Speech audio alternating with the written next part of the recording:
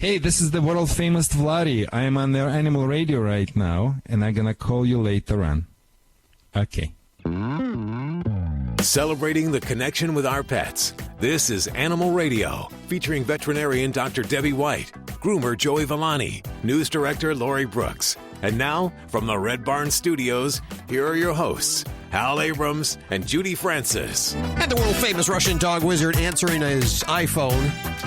Wow, he has an Apple iPhone. I have a new respect for you. I'm in SoCal, baby. You know, when I came from Michigan, I've been told I have to have an iPhone, Apple computer, and no American car. It is Animal Radio, and of course, Joey Villani, the dog father, also here. Yeah, I just love him. The more I know him, the more I love him. I would marry him if he would be a woman. You would marry Joey Villani. Look, it's a Russian culture. When I mean like this, it's like between the lines. It's just total respect. It's just, you know, I know what you're thinking about. Animal communicator Joy Turner and Dr. Debbie answering your questions. Stacy working in the newsroom. You know that love at first sight thing where you see somebody and you think, oh, this is the one. It's love at first sight, and you both just know it, right?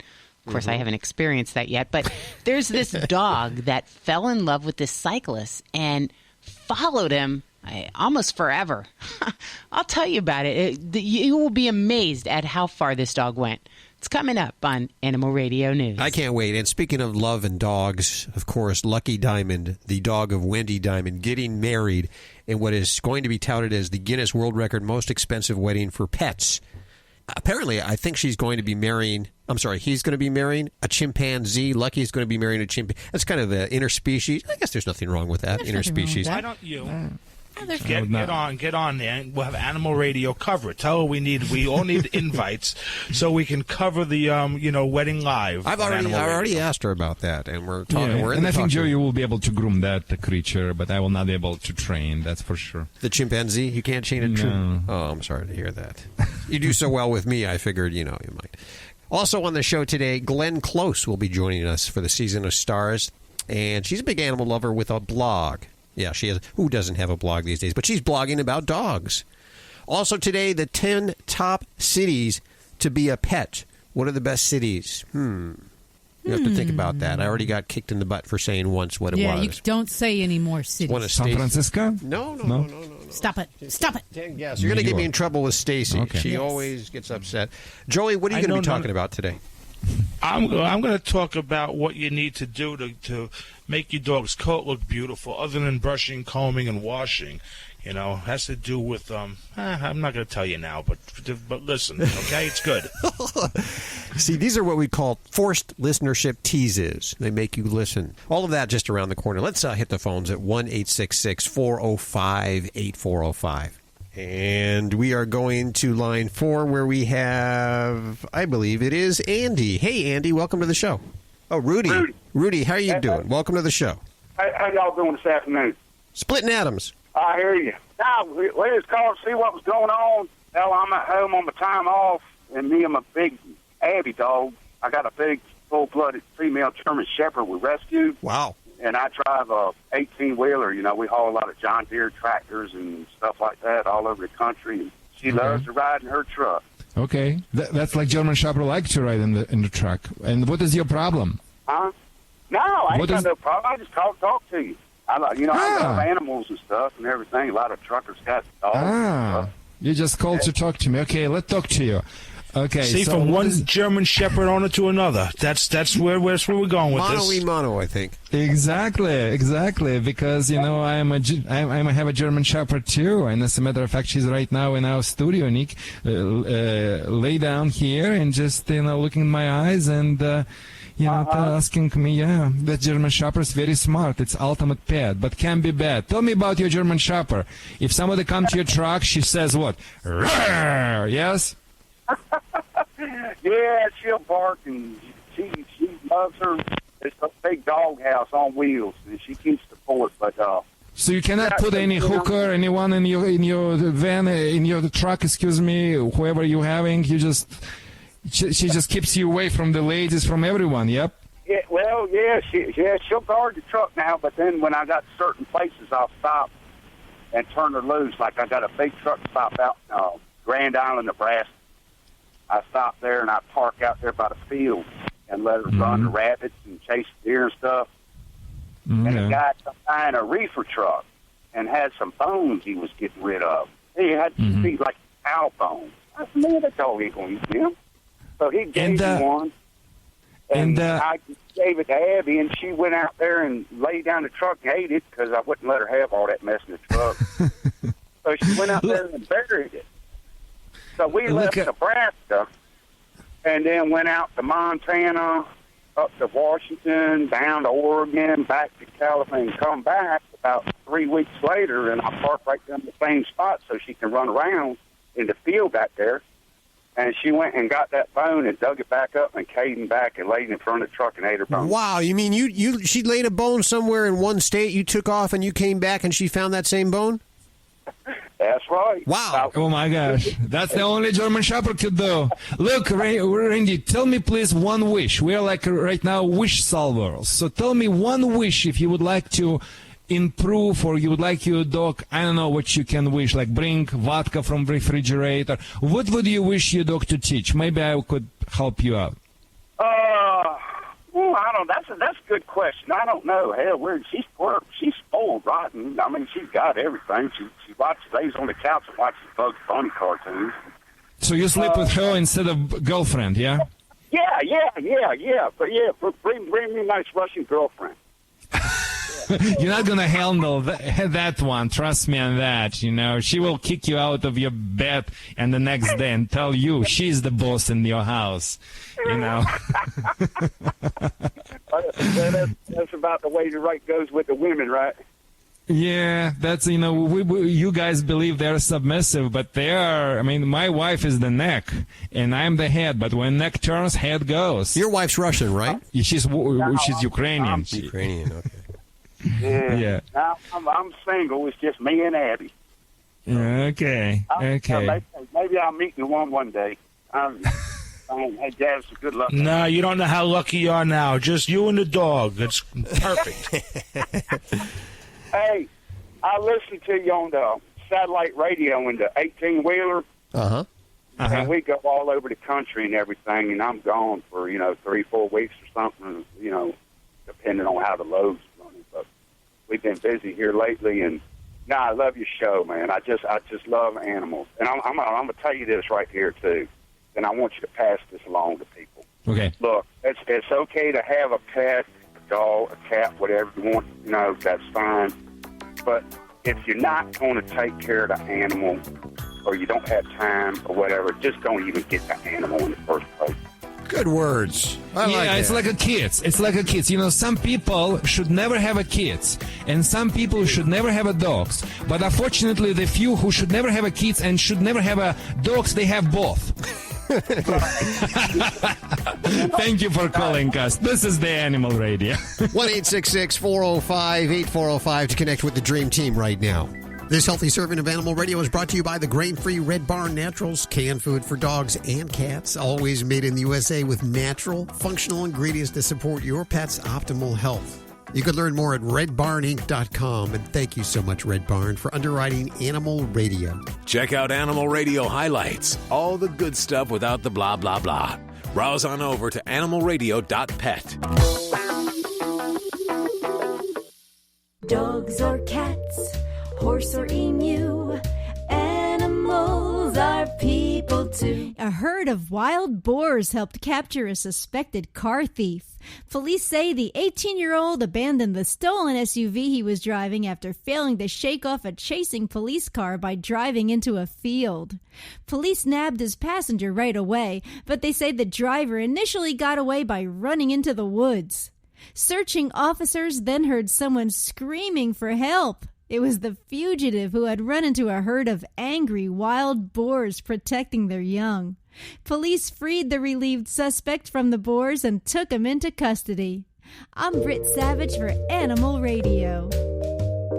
Animals are people too. Animal Radio. Hey, it's Alan Cable with another dog tip. But first, the story of Bear. Mom is furiously looking for 14-month-old Stanley. And when she found him, he appeared to be floating in the pool, but he was actually on the back of their family dog, Bear. Bear kept very still to make sure Stanley did not go under. Wow. Now let's talk about leash training your dog. First, put your dog in his kennel for about 20 minutes. When you take him out, be calm and don't talk to him. And what you're going to be doing is either going to the park or into your backyard. You're going to be walking a perfect square with a 16-foot leash attached to a choker chain. You can put 2 leashes together or use a rope. You're going to hold the leash close to your body, chest level with both hands. And just stand at the corner of the square. Pay no attention to your dog. Don't talk to him. Don't look at him either. Just look to the next corner of the square, the one you're going to be walking to, about 60 to 90 feet away. Your dog will probably be paying no attention to you. Then just start walking to the next corner of the square. Your dog's going to get a major correction. When you get to the next corner of the square, face the third corner and stand there for 60 to 90 seconds before you take off again. Do this for about 15 to 20 minutes, and you're going to notice by the end of the session, your dog's paying much better attention to where you are. He knows when you take off, he gets a correction. You can do this 3 times a week, every other day. By the second or third session, your dog's going to be much closer to you, paying way better attention. Do it for a week or 2, and then you're going to move to a 6-foot leash. Now when you take off to the different corners of the square, you're going to use the word heel. Do that for a week or 2. Then reel the leash in so that the dog is right next to you.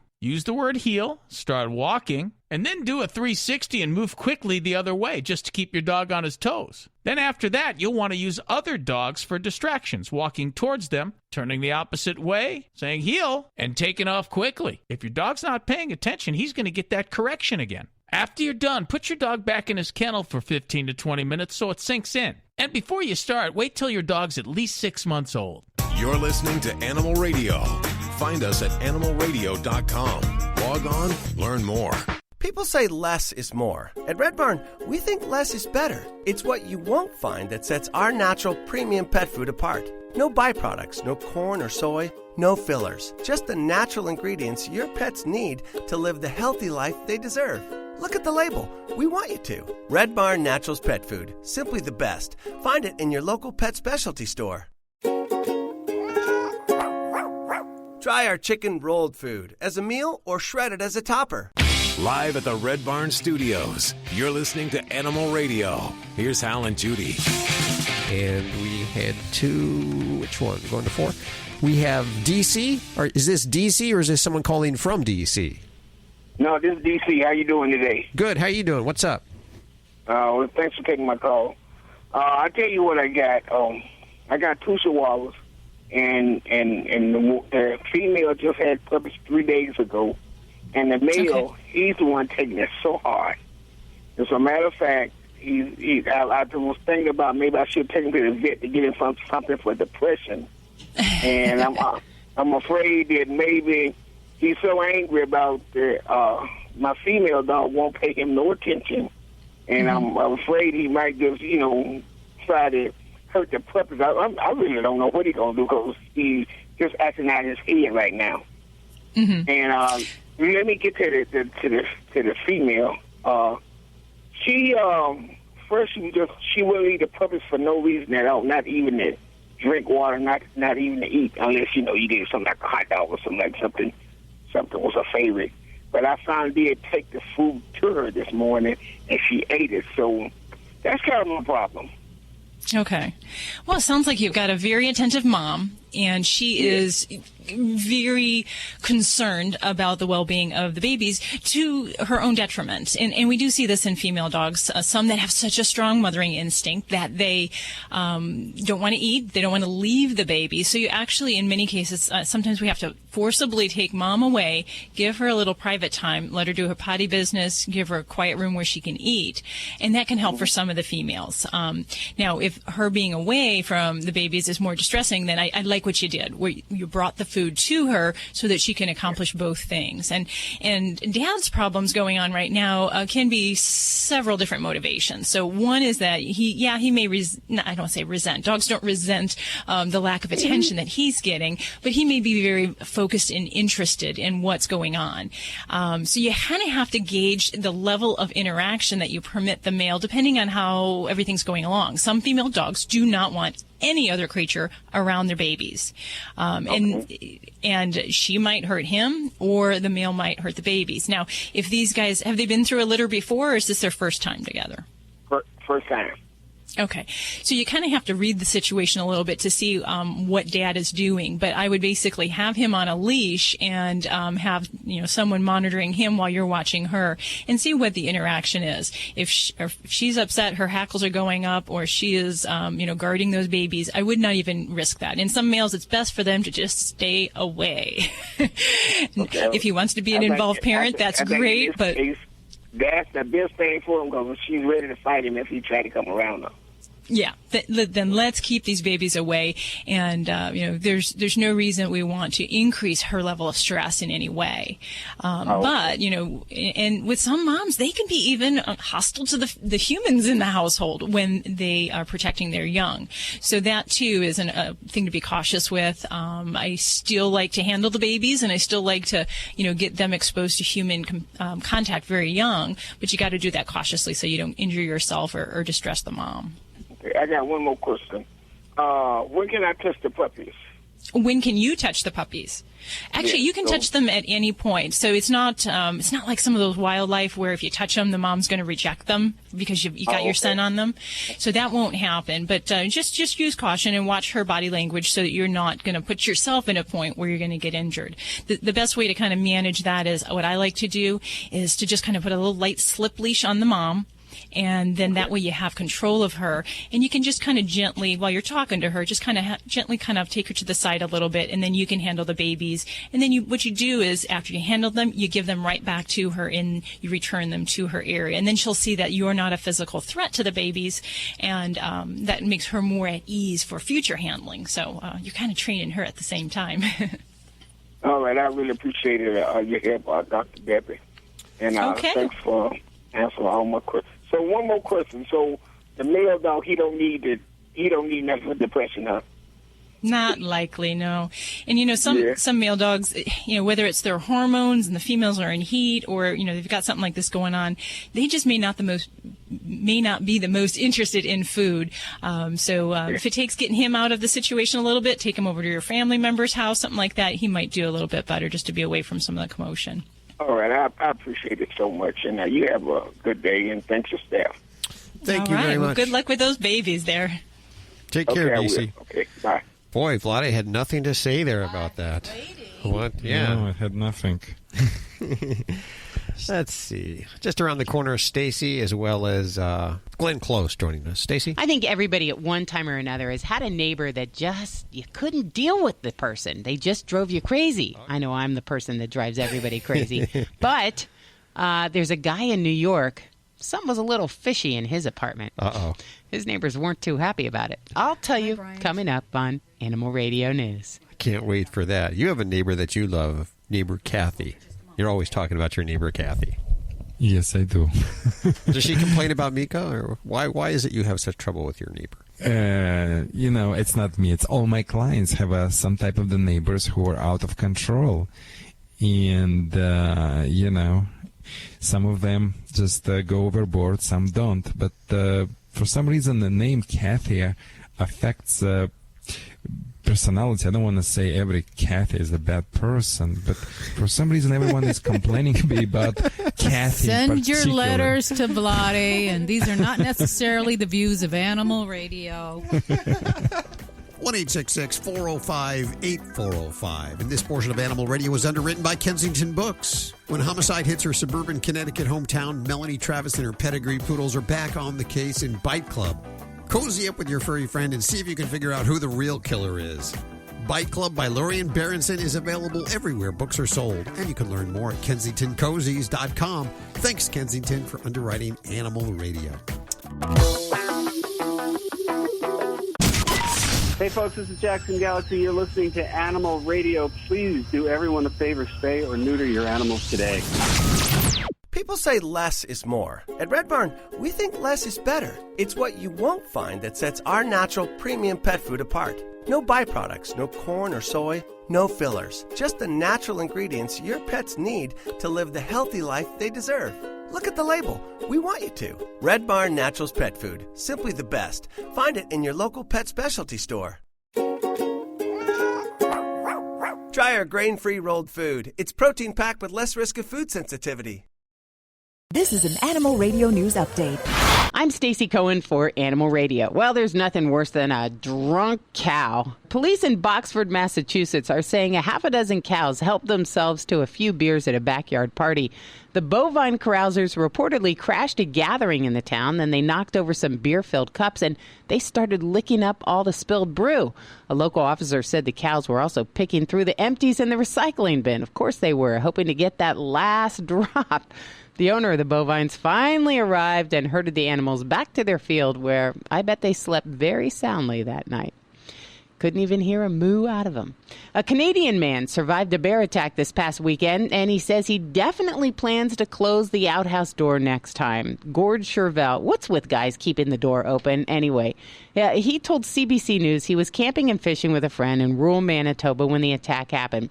He said he was sitting on the throne early Saturday with the door wide open so he could enjoy the morning view. But things soon turned pretty ugly when that bear grabbed him and dragged him out with nothing but a piece of toilet paper for defense. His friend was able to shoot and kill the bear before he caused too much damage. Boy, I wish we could have watched that, though. Would have been a great video. Chervell is currently recovering from wounds on his head, back, and his shoulders, and he says he's also learned that dealing with the stench of an outhouse behind a closed door, much better than risking another bear encounter. Headline News and World Report announced a few days ago the 10 best cities to be a pet. Arizona took the cake with a 40% showing. 4 out of 10 cities were in Arizona. The poll was based on a spending analysis, and the study encompassed a recent analysis of transactions by Bundle. They're a spending analysis firm. The study proved that the city with the highest average dollars spent on pets was Scottsdale, Arizona. People there spent about $47.88 each month. Durham, North Carolina next. Third was Tucson, and then came in Chandler at number 4. They spent $35.88 per month. Bundle concluded these findings after they determined the 100 most populous cities in the U.S. The study looked at how money was actually spent, food and medical considerations amounting to about $695 each year on just a medium-sized dog. And considering the more money is spent on items like collars, crates, spaying and neutering, grooming, and toys, the number could actually be even higher. Cats, a little less expensive. They can still cost about $670 a year. Fish, they'll only cost you $34 a year, by far the least expensive. No matter what is spent, it seems that each year the spending increases across our great nation. I'm Stacy Cohen. Get more animal breaking news at animalradio.com. This has been an Animal Radio News Update. Get more at animalradio.com. Need a fix of the good stuff? Get more Animal Radio with the free Animal Radio app for iPhone and Android. It's Animal Radio. Celebrating our connection with our pets. Toll free at 1-866-405-8405. And we have one for animal communicator Joy Turner. Doris, welcome to the show. Hi. What's going on? I'm taking my cat to get spayed, and I'm wondering how she's going to feel about this. I have a relative that says I should not do this. It's going to change her. I said, I don't think so. My neighbor says, go ahead, it's about time I get this done. So I just wanted to know what your opinion was. Okay, well, Doris, how about if I do something even better for you and get your kitty's opinion? Oh, okay. Tell me your cat's name, please. Oreo. Okay. And can you tell me why you're wanting to have Oreo spayed at this point in time? Well, everybody, my friends and my one neighbor, she says, everybody says I should get this done. It'll be better for her. I feel as if she should have been done before. But others say to me that that's not right. I shouldn't do anything to her. Okay, and she says she doesn't think we should listen to anybody but us. Yeah. So she's very happy. If you think it's the best thing for her, she's very happy to have it done. And she says, but, you know, you just have to stop listening to all these other people because you can see they don't have any idea what they're talking about. They just talk about themselves and their experience. So she'd rather not even pay any attention to any of those people because she thinks you guys have a really great relationship and she doesn't want anybody else interfering in that. Oh, yeah. Okay. And she's very delighted to do whatever you want her to do because you're her person and she's the one, or you're the one that she wants to pay attention to regardless of what anybody else says. Because, like I say, every time I go out the door, she tries to come outside, which she did twice already. And the one time she got under the porch, and I had a heck of a time trying to get her out. She wants to know what that's going to be like. And can you tell me Oreo's age at this point? Oh, she's going to be going on 2. Okay. So I want to ask her to show me, because that means that she's old enough to come into her cycling. And I want to ask her what it feels like every once in a while, different than it was when she was little. So, okay, she's showing me that. And that's basically her hormones that she's showing me, what it feels like when they're kind of active. And so I want to ask her, would she prefer to feel like that sometimes? Or would she prefer to not ever feel like that and go back to feeling like she did when she was young?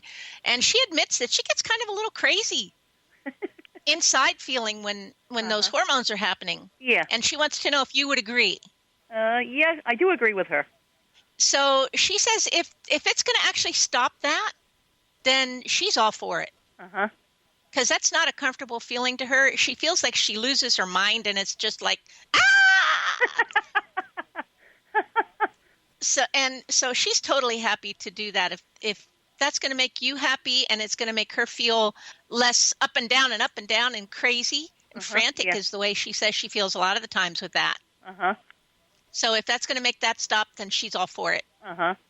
She said, just forget what everybody else says and just do what we think is best. Yeah. Well, then that's good. I think I'm, satisfied that I'm going to, get her spayed. Good. Yeah, she's fine with that. She thinks it's a fine thing. So I wouldn't have any concern about it at all. Good luck with that, Doris. Thank you for your call today. 1-866-405-8405. Well, welcome to the show, Brian. How are you doing? Oh, just fabulous. Where are you calling from today? Colorado. Beautiful Colorado, my home state. What's going on? I have the doctor and the behaviorist. We're all here for you. I had my mother was bitten by a 4-month-old kitten, and he got infected. She went to the doctor, and he's got to report, or says he's got to report all animal bites. Yeah. Now, the curiosity I have is, do they quarantine the cat? I mean, because it hasn't had its rabies shots, it hasn't had any of the shots and stuff. Yeah, I mean, generally, if the pet is old enough to have the rabies vaccine and has not yet received it, the animal control authorities are going to do some kind of quarantine, whether that's in a boarding situation, like in a animal shelter or in an animal hospital, or at home. It kind of depends a little bit on the jurisdiction, as well as what the potential exposure is. Now, the thing that we have to recognize is that rabies does occur in a lot of parts of this country, and actually I read a recent report about a kitten that did have rabies and had to be put down. So this can happen. So there is some justified concern here. Now, you may know your kitty and say it's impossible, but still we want to follow whatever regulation your area has. It's generally something we don't have to necessarily panic about. If the cat has a lot of outdoor exposure, then it might be cause for concern. But that may be, like I said, it may be just something that they impose a home quarantine without necessarily impounding her at a shelter. Have you talked to anyone from the animal control authorities? No, I have not talked to anybody yet. Okay. But because it's like I said, it's a 4-month-old, it's a kitten, it's inside, and in my heart I know it doesn't have rabies. I wouldn't panic. Yeah, you know what? It happened to me. I got bit by my older cat, and I had to go and get shots and stuff because I got infected. And I was contacted immediately by our animal control, and they came out to the house. They looked at the cat, said, okay, he looks fine. They put signs all over my house and quarantined him there for 10 days. I was not allowed to take any animals outside. My dog was not allowed out of the house. Everybody had to stay in the house for 10 days. But it was pretty benign. Yeah, and then at 10 days, I called them, and they said, okay, rip the signs signs down. Everybody's fine. And we actually have the sign hanging here in the studio. It's We just sort of saved we think it's kind of a joke now, Yeah. but I wouldn't worry about it. Don't panic about it. Yeah. And it's the law. They're just trying to protect everyone from rabies. Right. Well, how old can you start giving the rabies shots? I mean, Oh, good question. Rabies is generally at 12 weeks of age it can be given, so you're not too far behind. But gosh, it would have been just great if that was on board, because that does kind of change the rules if a pet's already been vaccinated or if they've not been vaccinated. So. Right. And I also think the question should be why the kitten bit someone and how to prevent it in the future from happening. All right. Well, to some degree, though, but kittens, they're different than dogs. It's not like they necessarily bite because you look at them the wrong way. Cats will bite just because they want to run after you and chase you, and then you become part of the play toy. So it's a little bit different, I think. So, we're not going to put a slip leash on the cat. And we're not going It's an excuse. It's an excuse. Do you know what we say in Russia? The biggest excuse for the bad dancer is testicles. We can always find excuse. Well, I'll believe that one, but I think a lot of problems we can blame on that. Brian, thank you for your call. I'm sure about this. I have right now Doberman in my home, puppy, 6 months. That guy did not cut those testicles, and I brought that Doberman. Was about to bring him back and give the money back because it was intolerable. That dog is driving me nuts. Cut the people testicles off. All the problems because of those testicles. All right, Vlad. Okay. We're going to sign you up first. Come on right over here. Thank you for your call, Brian. 1-866-405-8405. Do you travel with your dog? Of course. My pets are part of our family. Me too. I take Daisy with me everywhere. Right, Daisy? So how do you find out what hotels welcome your dog? I read Fido Friendly, the travel and lifestyle magazine for you and your dog. Sounds perfect for planning our next vacation. Right, Daisy? It is. Their motto is leave no dog behind, and they have great hotel and destination reviews. Where can I find the magazine? Go online to FidoFriendly.com. I will for sure. Come on, Daisy. We're off to find our next adventure. Hey, this is Cesar Milan. When I'm not doing the dog whisper, I'm listening to Animal Radio. Stay balanced. This is for Vlade. We have Robert. Hey, Robert. Welcome to the show. How you doing? Good, Robert. How are you? I have a question. Okay. I'm an over-the-road truck driver. Okay. I spend 24/7 with my dog, and it's a Basenji, and she stays in the sleeper, and when I start rolling, she goes into a corner, and she sits there and stares at the wall. She won't sleep, nothing. I'm just concerned about her. I don't want her. But when I stop, she's fine. She jumps up front. She's fine. But when we're rolling, it seems like she's super scared, and I don't know what to do to calm her or make her enjoy the ride a little better. This is a little bit motion sickness, I believe, and some dogs genetically predisposed, some environmental predisposed, some of them had a bad experience, some of them have a physiological problem to handle it in the way it's positive. I will double check with our Dr. Debbie in 1 minute, but my best advice for you would be don't rush it. I mean, of course, the question would be for me to ask if it happened all the time. I'm sure you got her not yesterday, not even day before yesterday. So what do you think, Dr. Debbie? Well, I think that you're right on the track of where I was thinking, that this is very likely partly a behavioral problem, that he is having some anxiety, whether it's the vibration, the sound, something that is triggering a fearful response. And then as soon as the vehicle stopped and that is subsided, then he's okay with the situation. So I think that would be the goal that I would work on is, I'm always trying to get at the heart of it as far as find what is upsetting the animal and how we can work and train them through that. So I would work with some positive conditioning through just starting the vehicle up, having the dog in there and watching for those symptoms that he's getting freaked out and getting frightened, and then just curtailing it if we get to that point. But I would definitely do a positive reward with that. And then, if it's when we're moving and there is some vomiting or drooling, I would prescribe a nausea medicine, but I just don't sound like in this situation that's the big problem. Yeah, we may want to go to some type of the even holistic, maybe motion sickness remedies in conjunction with this behavior modification that you just described. I would just add to this, maybe make the short trip and maybe stop periodically and play with the dog and get back. This is very traditional. But untraditional approach I use very successful, Dr. Debbie, you believe or not, it calls imitative method. So I know will it work for him or not, but he can really put in his vehicle, in our dog, who loves driving. I know that for sure because I always have boot campers in my home, and some of them have those problems. And my Mika just, from the day number one, she's thinking my van, it's like a second extension of our house because she's going from one client to another all the time. So the monkey see, monkey do. So that could be another solution for him to pursue. Robert, do you have a dog that could go along for the ride that doesn't get sick and that can be puked on? Well, she doesn't get sick. She don't get sick at all. She just stares at the wall. Oh. No, she don't.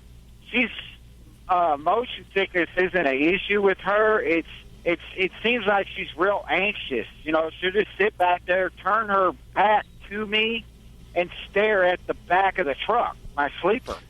Just stare at the wall. I believe, Robert, vomiting. Robert, we got it. I believe the vomiting and another thing what Dr. Debbie and I was talking about, this is secondary. I think your dog is not there yet. Yes, Dr. Debbie, but it's the first beginning of this problem. I still believe it's have to do, motion sickness, maybe partially anxiety, fear to this vibrating and things like this. So solution will be the same, like we just described and Dr. Debbie described. Make sure take a short trip, stop, play, create positive perception. You know what I would do, Robert? I would get a wonderful CD. Could you remind me, what is the name of that CD? Music My Pet. Music My Pet. And that's what I would do. And I will just play for your dog. It will really calm your dog down. Oh, okay. Where can you find that CD at? You know what? I'll send you the link if you give me your email, and I'll also send you. We have a Thunder shirt, which it might work. Could work. Yeah. Hal, that's a great idea. And the Thunder shirt would be a good indication for this. And the other thing I might throw in is that, find something that is really one of his favorite chew items. So some of the different Kong-type stuffed toys that you can put the cheesy or the peanut butter material in. Find something for your dog to focus on other than the vehicle. It's something that will stimulate them. And still, like Vlad said, that might be another dog. It might be something really yummy to chew on, something to take his mind off of it, and that might help you as well. Great idea, like bull stick, and deer antler chew. I got her an antler. Make sure it's got to be cutted not vertically, horizontally, so the mare would be exposed for all way. That way she will really be interested. And make sure just give it as you start to drive, not just when you get into the car. When you turn your engine on, that she's getting. When you stop driving, take it back. So she's learning that the engine means good things. Yeah, so get the rescue remedies from your pet store, rescue remedy for pets. Get that CD, which the hell will send you a link. Get what Dr. Debbie said, Kong toy with peanut butter inside, freeze it. Be creative with another, like a bull stick, like a deer antler chew, and accommodate it like it's something positive, and make sure the trips keep it short and gradually increase intensity of your much more longer trips. You're listening to Animal Radio. Find us at animalradio.com. Log on, learn more. Here is today's top automotive news story. I'm Nick Miles. Mercedes-AMG has introduced a range of measures in a fundamental update of its successful GLC 43 SUV and coupe models, with a new AMG-specific grille, front bumper, and exterior lights, which further enhance the appeal of the GLC 43 models from Mercedes-AMG. It sports a 3-litre V6 bi-turbo engine making 385 horsepower and does 0 to 60 miles an hour in just 4.7 seconds. To find your new AMG, see our reviews at ourautoexpert.com. Our Auto Expert is brought to you by O'Reilly Auto Parts. Think O'Reilly Auto Parts for all your car care needs. Get guaranteed low prices and excellent customer service at O'Reilly Auto Parts. Better parts, better prices every day. Celebrating the connection with our pets. This is Animal Radio, featuring veterinarian Dr. Debbie White, groomer Joey Villani, news director Lori Brooks. And now, from the Red Barn Studios, here are your hosts, Hal Abrams and Judy Francis. And your dream team. Dr. Debbie answering your vet medical questions. Vladi, the world-famous Russian dog wizard with your most dogging vexing issues. Vexing dogging issues? The words are all there. You put them in order.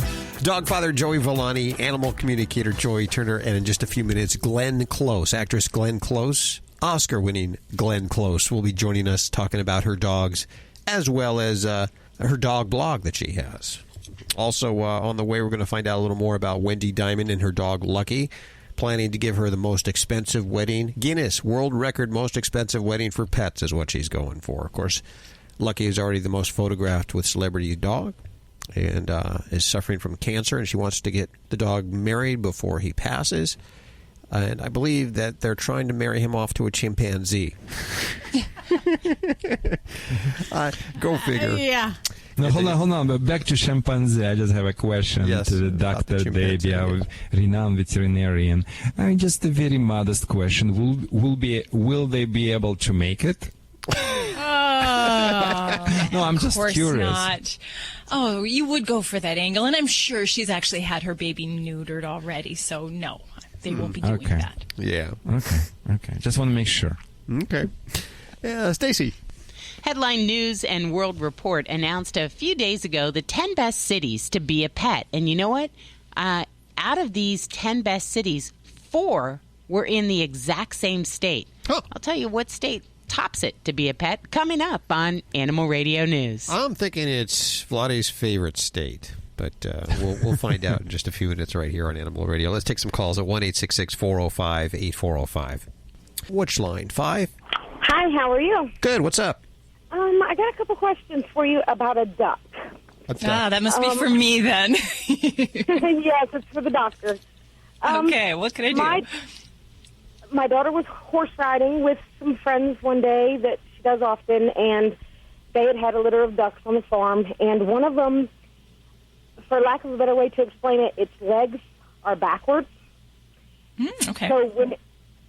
So she, of course, brought it home and adopted it, and it's about 4 months old. Its feathers are just starting to come in, and it has gotten around okay on what I would call its elbows, just for description purposes. But as it's gotten bigger and heavier, it can no longer walk around like it was. So it's having a really hard time getting around. And it was swimming okay. It has taken over my fish pond when she puts it outside. And it was swimming just fine, but now it sinks instead of swims. It's fine if it just sits and floats, but if it starts to try to move its legs to swim, it sinks straight under, its head goes underwater. And so I'm trying to bring the quality of life the best that we can for the little ducky, but we don't know what to do anymore with it. Okay. Well, Angela, I'm going to deliver some rough news for you here. That at this age, we're going to have some real serious problems in providing quality of life with his limbs that deformed. And I'm going to go back a little bit. And generally, when this happens in young birds, it can be a couple different problems that occur, but we term them angular limb deformities, so that the legs start going in a position that isn't normal. If we don't correct it when they're young, meaning within the first few weeks or even a month or so, that's when we need to intervene, and we can do hobbling, we can do taping to try to kind of guide their feet in the right direction. At this point, this birdie's already got his legs pretty much, they're mineralized and they're grown into this position. It can be fixed, but you're talking orthopedic surgery, and it's certainly challenging, and it depends a little bit on what's going on. Sometimes we can have slipped tendons, sometimes it's just a matter of, the bones becoming tweaked and twisted into different directions. So while there can be some things done, a little bit depends on your motivation and how how much you want to do. If you're looking to find an avian specialist in your area, that would be what we're talking about, where they might have to actually break his legs, reposition them, and then put them back in the right direction.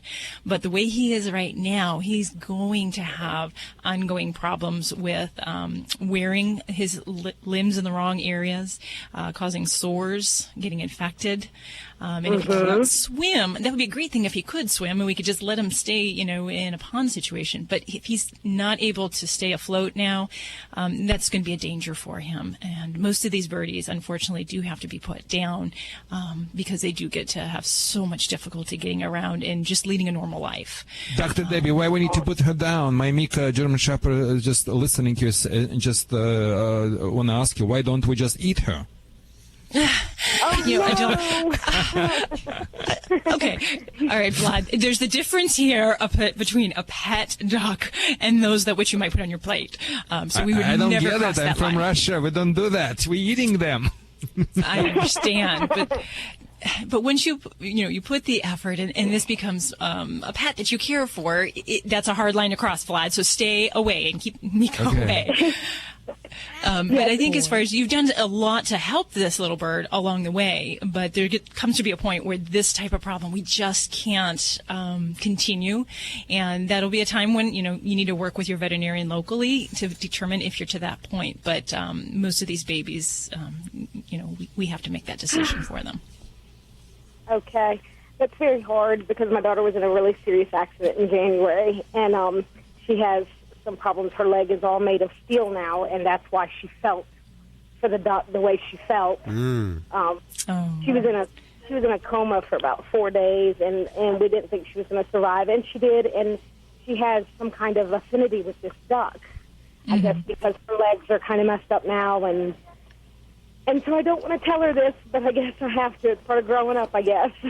Yeah. Well, and, she may continue for a while and do well. And a lot of that depends on your, ability to provide for the bird. It just becomes a bit logistically difficult when they start having the sores and they can't actually bear their own weight.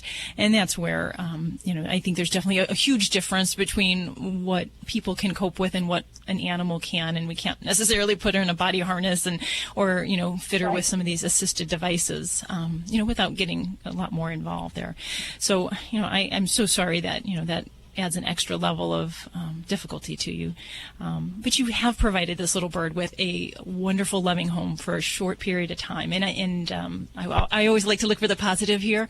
And I think that is just a wonderful thing. And, your daughter, too, has done a great thing. So I wish you the best with this. Thank you very much for your advice. We may seek we do have an exotic animal vet in our area that we take our birds to and stuff.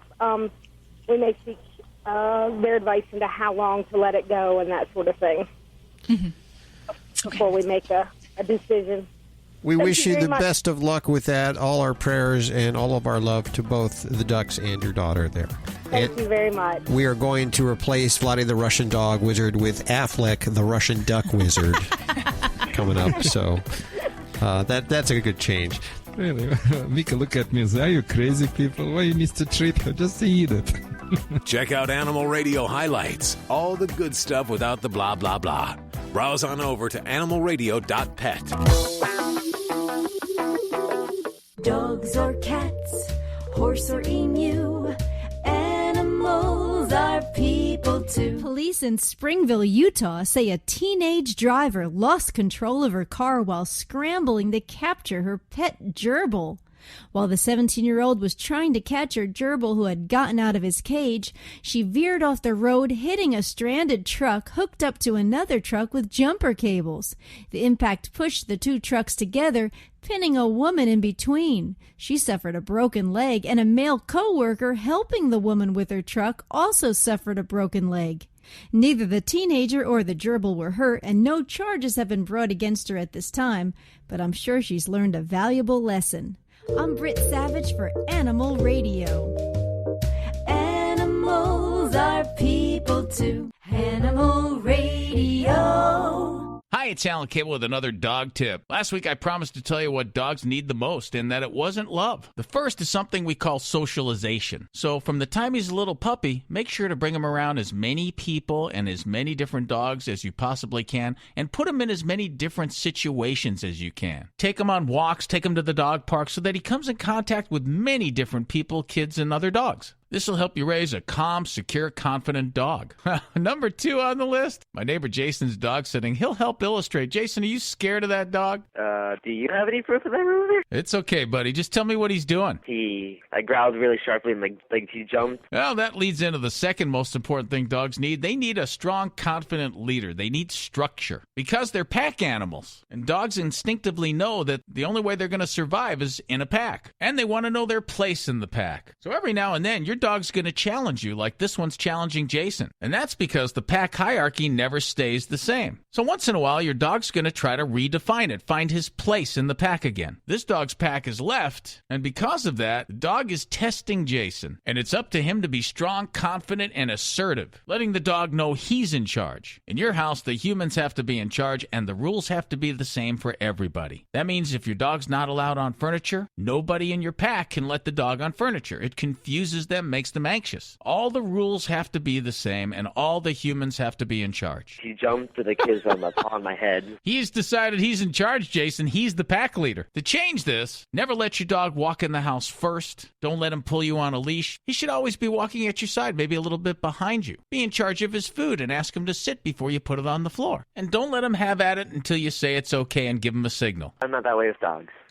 Well, you need to learn how to do that, buddy. It's simple. I don't have a dog. Well, you don't need a dog. You just have to speak dog. I'm going to go over to the neighbor's house and help Jason out. Next time, we'll talk about leash training and corrections. Can we get a quick sweep? Hi, this is Ben Vereen on Animal Radio. Remember to spay and neuter your animals. What? Remember to spay and neuter your animals. In who? Animal Radio. Hi, Ben Vereen. Yeah. Ben. I can't get that last word. Stay what with your animals? Spay or neuter. Spayed and neuter. Yeah, spay or neuter. Actually, spay is for females and neuter is for males, so you'll say... That's right. I couldn't understand. It sounded like something else. Okay, this is Ben Vereen. Okay. This is Ben Vereen on Animal Radio. Remember to spay and neuter your animal for a healthier and longer life. Okay, yeah, so puppy pads are convenient, but sometimes they're really gross. That's why Ladybug, the Animal Radio Studio stunt dog, uses the Brilliant Pad self-cleaning puppy pad. It seals away the waste and replaces the dirty pad for us. Brilliant Pad keeps the Animal Radio Studios smelling fresh. In fact, all we have to do is replace the roll once every few weeks. And let me tell you, that's pretty fast and easy to do. I love it, and Ladybug gives it 5 paws up. You can learn more about this amazing machine over at brilliantpad.com. Live at the Red Barn Studios, you're listening to Animal Radio. Here's Hal and Judy. Let's go ahead and take one for Joey Villani. We have Bobby on the phone. Hey, Bobby, how are you doing? I'm doing great. Thanks for taking my call. What's up? Well, I drive trucks, and my puppies hadn't had their nails clipped for quite a while, so about a week and a half ago, we stopped at a big truck pet store and got them clipped, and they said, do you want them ground? And I said, what? They said, well, if you grind them, then it'll last longer. And my one guy, his nails, they're so pretty, but they kind of get long real quick. So we did that, and then we got home and took him in to get him groomed and said, don't clip the nails, just got done. We go to pick up the dog, and they took him out of the cage, and his his paw was so red with blood. He was bleeding, it was just bad. And it was bad that they just left him in there with his blood. But she said, oh, well, they needed to be clipped, and she said it had to be pointed. It couldn't be ground around. So is grinding, is that bad? No, that's I don't know why they would have said that. I don't know if there was maybe an underlying problem, but I have never in almost 37 years of grooming or whatever, I don't know how long it's been, ever come into a situation where nails cannot be ground unless the dog themselves did not want it to happen. what they should have done, because quicking a dog, and that's what it's called when you hit the vein, it's called a quick, so we call it quicking. And sometimes it happens when you have dark nails, because the only way that you'd be able to see it is going little by little, and sometimes the quick is right there, so the dog's nail will bleed. But what they should have done was, they should have cleaned it off right away for you, dried it, made it look nice, and at least had given you some what we call quick stop, which is just it's styptic powder, okay, to coagulate. And I would have given you that to go home with. But no, there shouldn't be any, unless the dog is not letting them grind their nails. There's really no reason why that it shouldn't be able to be grinded. And actually, sometimes that's a little bit easier on the dog as well, because you got less chance of actually making them bleed. Yeah, he has black nails, and he had just had them ground. And I couldn't believe that she had just stuck the dog in the cage, and all this blood was everywhere, and got home, and it was all over the floor, and we wrapped him all up in a bandage, stayed that way for a day. But I just thought I'd make sure that grinding was okay. It just, no, okay. Grinding is absolutely just fine. Like I said, they really didn't handle the situation right. Cutting the nails and making them bleed every now and then does happen, but there's a way, that they really need to go about it to tell you how to deal with it. If that ever happens again and you have absolutely nothing else at home but a bar of soap, take the bar of soap and actually run it underneath the nail, and what it's going to do, it almost works like a cork, and it will, in most cases, stop the bleeding. And then I'd wait about an hour or two, and then you can rinse it off, and clean the area up. But that's your worst case scenario. Best case scenario, if you have some quick stop in the house, and I tell everyone, because there's a lot of times that people's pets, their nails, get caught on something, they'll bleed, and all pet shops have it. And again, it's just some styptic powder. It's something good to keep in your truck, and you can put it on the nails. You don't have to worry about it. Okay, well, wonderful. If I could say one more thing. I drive truck, and when I take my dogs out, I just use those little sandwich baggies, pick up their poop, and it's just so easy, truckers out there. Okay? I hear that all the time. I hear that from so many different truckers, how about some don't clean up after themselves. But I'm glad that you're bringing that up. Yeah, and it's just, and then you always have these little baggies in your pocket. You never know. They always come in handy. Well, thank you for your call, and stay away from that groomer. It sounds like that groomer really sucked. No, we're not going back. Good no, for you. We are not. I just felt so bad. Because I think the owner was great, but they've gotten into some different management. It's just, we're not going back there. But anyway, thank you a lot. Go give your pet a big old hug from all of us, Bobby. Thanks for calling today. 1-866-405-8405. That's toll free to our dream team. Dr. Debbie answering your vet medical questions. Dr. Joey Villani. I don't know why suddenly got your doctor. You can call me Dr. Joey Villani. I think dog father. I think our doctor would be upset about that, but that's all right. Also, Vladi, the world-famous Russian dog wizard, and animal communicator Joey Turner, all here at your beck-and call. Hey, it's Vinny Penn, your party animal, coming at you on Animal Radio. You know one saying that I've got to tell you, it may be true, it may not be true. I'm sick of hearing it. And that's the saying, hey, dogs' mouths are cleaner than humans. My two beloved dogs, I always gave them kisses on the head, playing with their ears, and them I never really did. I'm going to come right out and say it, the French kiss with my dog, or the full-on, their tongue lapping at my lips kiss. I never really did that. When I see people doing that, I'm always just, especially after you've just seen the dog in particular spend a good 20 minutes giving himself, quite frankly, I'll come right out and say it, a genital bath.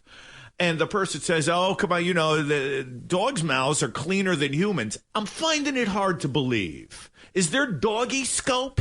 Has anybody, can I go to a Pets? I haven't been in a while. Is there doggy scope? Is there doggy floss? I know my two dogs didn't get up in the morning and brush their teeth.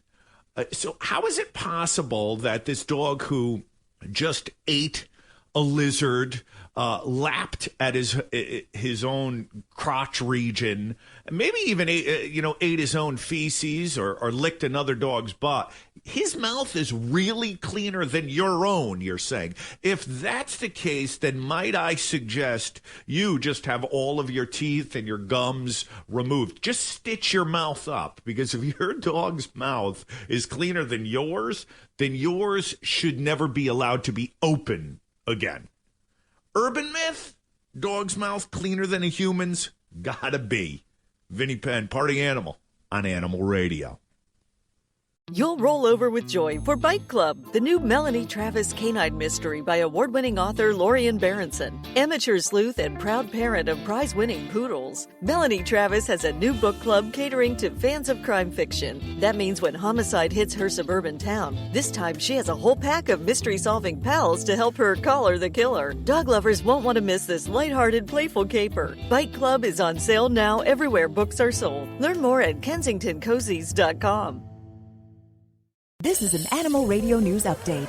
I'm Stacy Cohen for Animal Radio. If somebody were to ask you a few years ago who was the worst neighbor in the entire world, guess what? Hello, it's me. Yep, I would have been the worst neighbor. You know why? I have 3 boys, and 2 out of the 3 were in rock bands. 1 was a skateboarder, and then I have these 3 dogs. So we had kids up and down my driveway all the time. The rock band always had music coming out of the garage, and the dogs, of course, were barking at everybody. Well, there's a New York man who's right on my coattails. By the way, now, my kids are out of my house. People wave to me, and I don't even know what to do. I'm, like, shocked. A New York man is being sued over his indoor fish farm. The New York Post reports that Christopher Toole's landlord is accusing the tenant of violating his lease by running the Society of Aquaponic Values and Education from right inside his apartment. The nonprofit operation encourages people to breed tilapia and other fish in their homes to sell them online. Can't he teach people how to use eBay or something? Toole likes to lead by example, and neighbors say the fish farm has caused water leaks as well as never-ending smells and noises. I don't think there's anything quite like a fish tank that hasn't been cleaned. Toole says he can't comment on the lawsuit, but did point out that any publicity is good publicity. Well, here's a dog with a lot of heart. A stray dog in China recently earned a new home after proving her devotion to a long-distance cyclist. According to CBS News, Zhang Heng told Chinese state television this dog followed him for 20 days, more than 1,139 miles, after a member of his group just gave her a little food. Well, he's named the dog Little Sa and plans to adopt this little friend so he can continue to take care of her. What a great story. They were just meant to be together. I'm Stacy Cohen. Get more animal breaking news at animalradio.com. This has been an Animal Radio News Update. Get more at animalradio.com.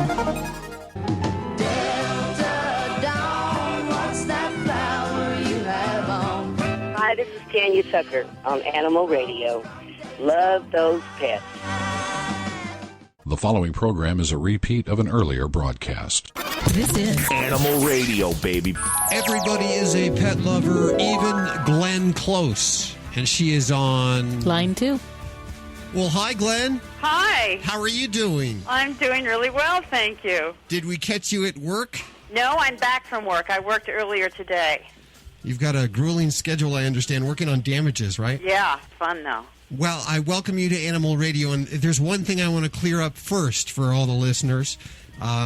You've played some roles. I know what you're going to say. Well, okay, let's just, I want to list off what I remember. Of course, 101 Dalmatians, you terrorized puppies. Yes. Fatal Attraction, there was the bunny incident. And then in Damages, didn't you have a dog killed in the pilot episode? That's what's inferred. Okay. I kind of am in denial about that. Glenn, how could you? Oh, yes, I know. But we know different. You're very much the animal lover, aren't Yes, you? in fact, I'm feeding Bill and Jake as we speak. Tell us about Bill and Jake. Oh, Bill and Jake are adorable. There's a woman called Elaine Sober who lives in McAllister, Montana, who for a number of years has bred this wonderful combination of terrier mixes. And my family has had a lot of them. Uh-huh. So Bill and Jake are Montana Terrier mutts. Montana Terrier mutts, okay. How old and are they go with me everywhere. Jakey's 8. He's actually my daughter's dog. And Bill is 6. So they go with you to on the set and everything? Yeah, they do. Oh, how fun. They're the mascots of Steiner Studio. I have a nice room where they can stay, or I love to bring them down to the set if it's not, if it's conducive. And we tape their little jingly collars so that they won't disturb the sound. And everybody just loves it when Billy and Jake come. They don't ruin a take or anything, huh? No, I mean, I've had 2 of my other dogs in movies with me, and they're so sensitive to my every move and voice that they act as if they're highly, highly trained dogs. So in some ways, I wish that Jakey had been my dog in the movie, but I don't think he could have been taught to bark and stuff like that. Have they ever tried to sneak on the set during the filming and actually be part of the show? No, that would never happen. It would be hard for them to get past all the people that would waylay them before they got to the set. Do you have a childhood animal that sort of changed the way you thought about animals? I have been surrounded by animals my entire life, so they've informed me from when I can remember. So I've never had a life without animals, especially dogs. My first dog was a collie. And we lived on a wonderful piece of property in Connecticut, but it had a very long, straight road along one edge. And so a lot of our dogs, unfortunately, died on that road because people would speed. And it's a farm, so it was kind of hard to keep track of them all the time. And we didn't have the invisible fences and all that. So my first dog, met his fate on Round Hill Road. I wore his belt. I wore his collar as a belt. That's how little I was. Aww. And I have a huge memory of him. He was a wonderful tricolor collie. And we grew up with collies.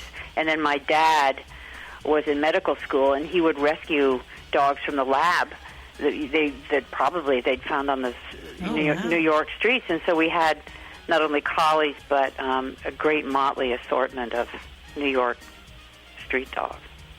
I had a dog all through college. I've always had a dog. You're a dog person? I'm very much a dog person, though I also have 2 cats. They're probably spoiled just as much as the dogs. I wouldn't say my dogs are spoiled. My dogs are extremely well-mannered. So I guess they're spoiled in that I try to include them in as much as my life as possible. I think, dogs love to be included. Definitely. They kind of expect to go wherever I go, and always this terrible look when they realize that they can't. But they're very much part of our life. I understand that your husband, he makes diagnostic tools for veterinarians. He founded IDEX. IDEX, okay. Yes. I've heard of that. He founded that from scratch. That was my husband, and it was just inducted into the Biotech Hall of Fame, actually, just a couple of days ago. You have a lot of animal diagnostics. Isn't he heading a new venture, Fetch Dog? I want to hear about this. FetchDog.com. What is this about? It's a site, a website for dog owners, and it's going to be everything. It will be commercial. It will be community.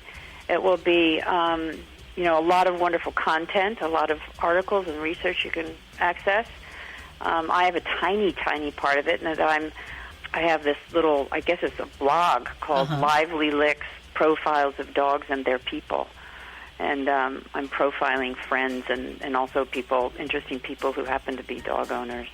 What do you talk about on the blog? I ask them a series of questions. First of all, why, when did you become a dog lover? Why dogs? Did you ever rescue a dog? Kind of personal dog questions, and then I do silly things like if your dog wrote an autobiography, what would be the title? And if it played a musical instrument, what would it be? And if it drove a car, and if it was a famous person, who would it be? And it's hilarious what people come back with, because of course everybody has an opinion about what their dog would do. Of course. A few of those are celebrities that are joining you for that blog? Yes. Well, Ted Danson and his wonderful wife Mary, they have 3 fantastic dogs. And they're one of my first profiles. Deborah Messing, who's married to one of our wonderful writers, Dan Zellman, they have a coton that they adore. And so they've gotten onto it. Sam Waterston, who's a friend from way back.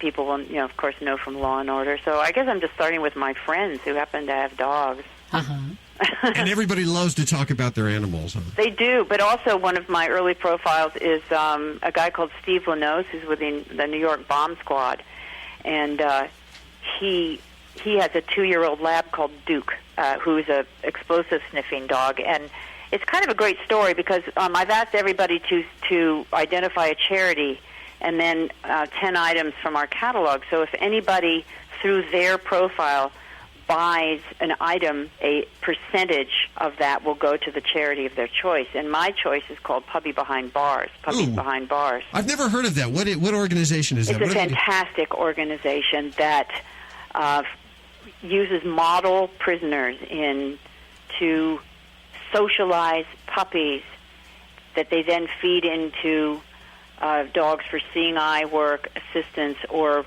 explosive sniffing dogs. And it's a fantastic program because the humans get so much out of it and feel like they're able in some way to give back positively. And the dogs, of course, bring this incredible presence into places that can be extremely bleak. Mm-hmm. And then the dogs go on to save lives. And Duke is out of the Puppies Behind Bars program. He's a wonderful dog that works with Steve. Saving Humans and Puppies. A good organization. Now, if Bill and Jake were celebs, who would they be? Well, Jakey would be the Dalai Lama. And Billy would be Barney Fife. We have one of those in the studio, too. So it's fetchdog.com and, of course, on FX. Damages, what can we look for? Anything you can tell us about? In damages? Yes. I would never give away the story. You're listening to Animal Radio. Find us at animalradio.com. Log on, learn more. Here is today's top automotive news story. I'm Nick Miles. Volkswagen of America will end production of the VW Golf All-Track and the Golf Sportswagen this year. Both vehicles will continue to be built through December 2019. VW plans to release 3 new SUV models in the next 24 months. A 5-seater Atlas Cross Sport will be unveiled later this year, and the ID Cross Electric SUV debuts next year. A smaller SUV model is expected in 2021. To find your new Volkswagen, see our reviews at ourautoexpert.com. Our Auto Expert is brought to you by O'Reilly Auto Parts. Think O'Reilly Auto Parts for all your car care needs. Get guaranteed low prices and excellent customer service at O'Reilly Auto Parts. Better parts, better prices every day. 1-866-405-8405. You can also ask your questions over at Twitter at Animal Radio. And your email at your voice at Animal Radio. And in fact, we just got one in just a few minutes ago. This is for Vlade. Yeah. I guess these people are traveling on the road, and they want to know what is the right way to drive with a dog or a puppy in the car. Should they be loose or should they be in a crate? What are your thoughts about driving? Is it good for him? And how long can a puppy go for a long ride? Oh, it's unlimited as long as you stop by and have a good potty breaks. That's number one. And start from the beginning. Well, if your puppy or dog was trained by Vlade, he or she would be laying down in the dog bed as the human in the back seat, maybe with some restraint, but they will be like a human, like lay down there and be quiet and calm. And however, if you have a situation where your dog has been trained by Vlade and your dog is hyper, I would suggest you to put the puppies or dogs in the crate. Hello, Henrietta. How are you doing? Okay. What's going on with your animal? I have the doctor, the behaviorist here, the psychic. I can't say psychic. Communicator. I'm sorry. What can we do for you? Well, the one cat, she's about 3 years old. She goes in a litter box and she keeps scratching, and she has it all scratched out a lot of the times. I just have to clean it up all the time, and she don't go anywhere else. She goes in a litter box, but she just keeps scratching it out. Okay. What kind of litter do you use? Well, we use a kind from Walmart. It's I think it was Arm & Hammer or something. Okay. Is it kind of a clay type litter or more like the sand? It's more like the sand. Okay. All right. And so she's using the box then. So she's not like having accidents in the wrong places. She's using it. She's just kind of building sandcastles, as we call it. Yeah, it's right near our hutch, and she scratches everything. She scratches on the hutch and everything when she's been there sometimes. Well, what you have is a kitty who is doing a completely normal behavior just to an excess. And I do find that some kitties they delight in, most cats delight in a really fine kind of green litter. That's what they like. They really enjoy it. It's the most successful for them to use. But there are those kitties that just adore it so much that it becomes just a lot of fun, so that they will actually just kind of evacuate the box or build these sandcastles up along the corners, along the side of their litter pan. Yeah, the one part is just about all the litter is scratched to the one side. Yeah. So my recommendations, you can do a couple things. Now, this is a good, healthy thing. We want a cat to enjoy the litter. So your cat really likes it. So that's a good thing. And most cats that dig and scratch for more than 4 seconds before they use a litter box, that's a good thing. They're the kind of kitties that aren't likely to have a litter box problems. The ones that barely scratch before they go are going to be the kind that we worry that may develop an elimination problem later. So, it's a couple things you can do. One, I hate lids. I absolutely hate them. Cats hate them. So before you try to put a cover on a litter box, think about what a cat likes and what you like. Do you like to sit in those little porta potties and have that little closed cabin around you and have to go in that situation? Cats don't like it either. So get the lids off. The thing you can do to deal with a cat that likes to build these sandcastles is to get higher-sided litter pans. And they don't have to necessarily be sold as litter pans. You can actually look and get more of those plastic storage boxes that have a higher side on them. So that's one way you can help manage that. The other would be to try a little different type litter that has less of that fine grain to it and a little bit more of a coarser granule or coarser type of litter. That may help take down a little bit of that enthusiasm for digging and scratching. So those would be some things that I would certainly try. And then just, make sure that everything else in that litter box area is good, that she likes it and she's got room. Because if she doesn't feel like she can get around really well, she might turn to, scratching a little bit more than if she can turn around effectively and cover things in another direction. Yeah, I wouldn't like any with a lid either because I'm claustrophobic. Yeah. Well, and then we have another cat. She likes plastic bags. So what do you do with a cat that likes to eat plastic bags? Oh, easy. Put the plastic bags away.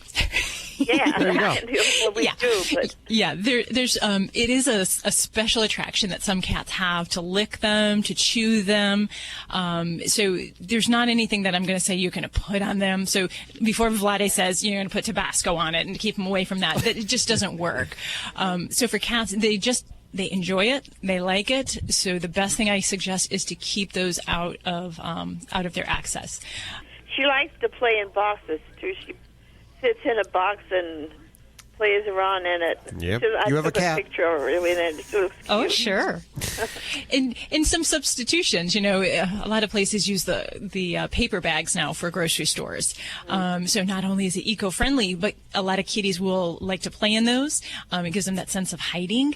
And, if they chew on it, I really don't worry so much as when they chew on the plastics and they ingest that in pieces. So maybe see if you can go eco-friendly on the grocery store bags. That might be a good solution, too. Okay. And quickly to the scratching point, you can also do two things, plus and minus. You can give your cat something which your cat wants to scratch. Yeah. Like a scratching pole. Yeah, scratching stuff. Yeah, we so have that you. a little scratching. On another side, whatever you want to protect from scratching, you can use the marvelous product by name Sticky Paws. Sticky Paws. Wow. It's a double stick tape. Cats hate when their paws get caught by something, and they will stop scratching. Did you hear that, can ladies cover and that. gentlemen? I think that's a first on Animal Radio. Vlade is giving out good cat advice right here on Good Animal cat Radio. advice, That's yeah. amazing. Henrietta, good luck with your new cat. That's all the time we have for today. Check us out on Facebook. Tweet us at Animal Radio. Email us at yourvoice@animalradio.com. Or check out the app for iPhone and Android. All of the stuff over at the website. We'll see you next week for more Animal Radio. Bye-bye. Bye. This is Animal Radio Network.